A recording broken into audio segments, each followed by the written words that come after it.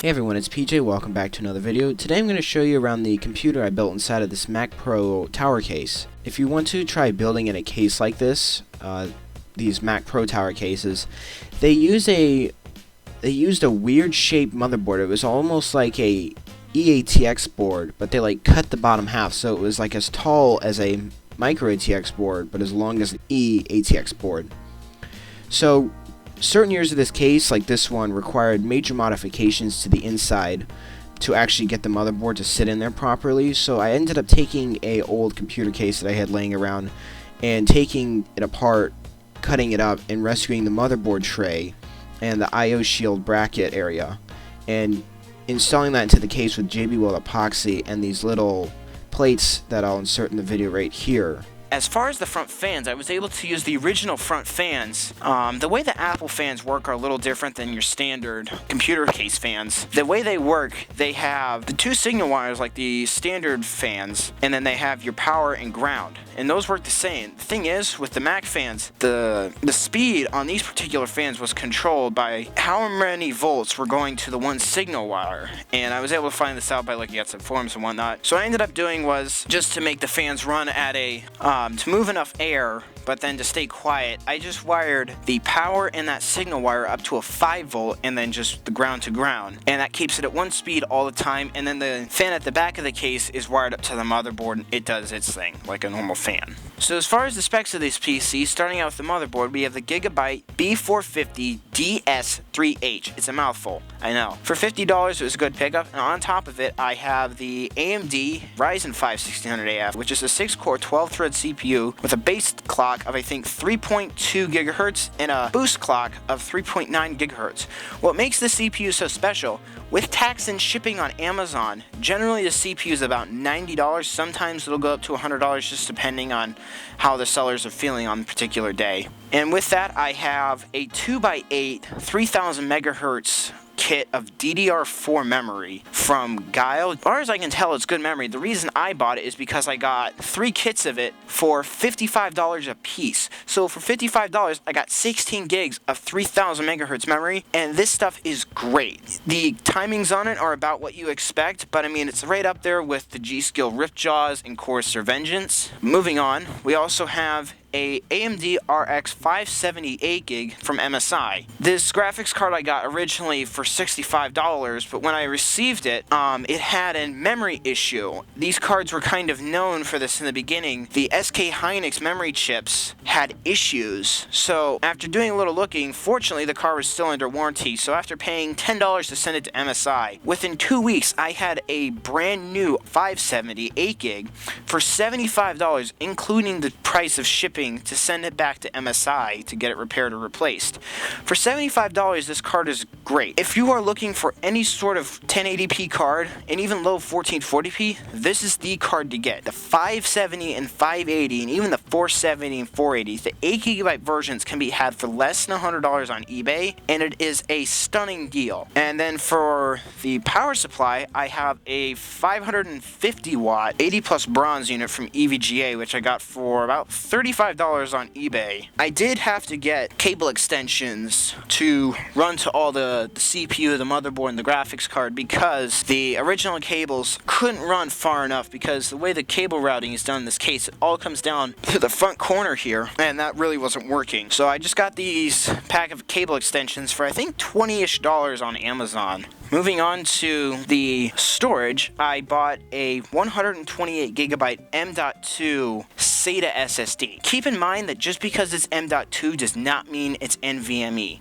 There's a difference between SATA and NVMe. NVMe uses your PCIe connections to actually transfer the data, whereas, SATA is SATA, just like you'd be using the SATA ports. The reason I went with the SATA-based SSD was I picked it up for less than it was like $14, $15 on eBay. It was 128 gigs, plus I didn't have to find somewhere to stick a 2.5-inch SATA drive in there, and then, hook it up to a power and SATA. It just makes it a lot simpler. Even though it's not NVMe, it's great. I was able to utilize the original hard drive docks in this case by taking the power cable that was originally a proprietary Apple connector, and after doing a little researching on the internet and messing with it, I was able to find the 12 volt, 5 volt, and the 2 grounds and where they ran to on the corresponding wires. So after a little bit of soldering, I cut off one of the original SATA port power cables on the power supply and soldered the corresponding wires to where they should go, and that provided the power. The next problem was, how in the world do I connect these, because these 4 drives are all wired up to an SAS connector. And if you don't know what SAS is used in server applications for multiple drives connecting to one port. So after looking a little around on eBay, I got 2 of these third-party cards on eBay for $18, and I just put the one in here, and it's got 2 SAS ports. So that provided me, it was basically plug and play. So now I can use the original hard drive sleds, and it just makes life a lot easier. And also the SAS card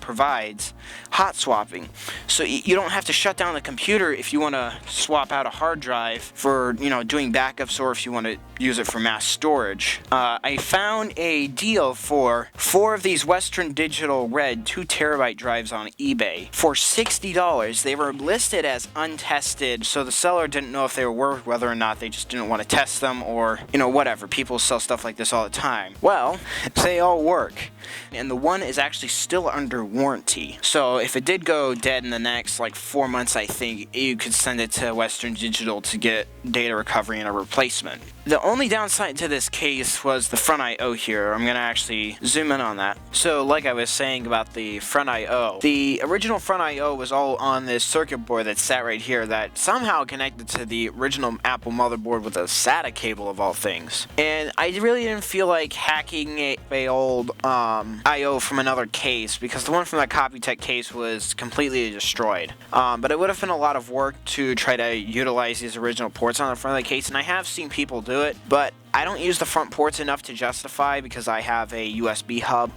that I have on my desk, because it's a lot simpler than reaching down on the desk. So maybe a make or break for some people, but it's not for me. The power button is just a momentary membrane switch, so I soldered 2 wires to it, then tested them with a multimeter to make sure that they were getting continuity, then ran them up to the motherboard where they go, and then put more JB Weld on there, and then a little bit of duct tape to hold it in place while the JB Weld dried, but I never took it off because why bother? So now we'll move over to the software side of things, where I actually installed macOS Catalina on this with VMware Pro. So we'll hop over there now. So now I'm going to show you the virtual machine software I use, which is VMware Workstation 15 Player. The video I followed to actually set this up, I'll leave a link to in the description of my video. But basically, you can use it for Intel or AMD, but the thing about this one is it actually does work very well on AMD, even though it isn't written for AMD processors, because, you know, Apple doesn't make any computers with AMD processors. But now we're going to go ahead and launch or play the virtual machine and wait for it to boot up.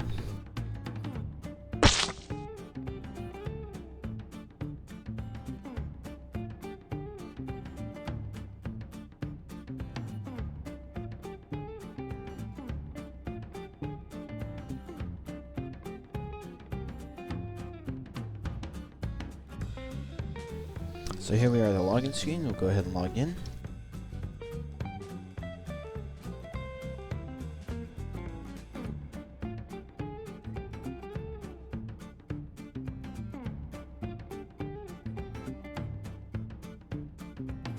So we'll open About This Mac. So we are running macOS Catalina version 10.15.2. We have our 4 cores and 4 thread. For some reason the virtual machine doesn't utilize hyper-threading, but that's fine. I have the 10 gigs shown here, the 10 gigs of memory that I have dedicated to the virtual machine. The only problem is with the virtual machine is, unless you have 2 graphics cards, you're only going to get 128 megabytes of video memory for the virtual machine to actually use, which is fine for 1080p, 4K, YouTube or Netflix playback or whatever. But as far as video editing or gaming, it's not going to work. There's just not enough memory there to do any of that. So you're basically running integrated graphics, similar to a Intel integrated graphics chip. For storage, I have 42 gigs of the single SSD I have in here dedicated to the macOS operating system. So now we'll go ahead and come over here to Cinebench and we'll run a Cinebench score. This is 4 cores and 4 threads of a Ryzen 5 1600AF.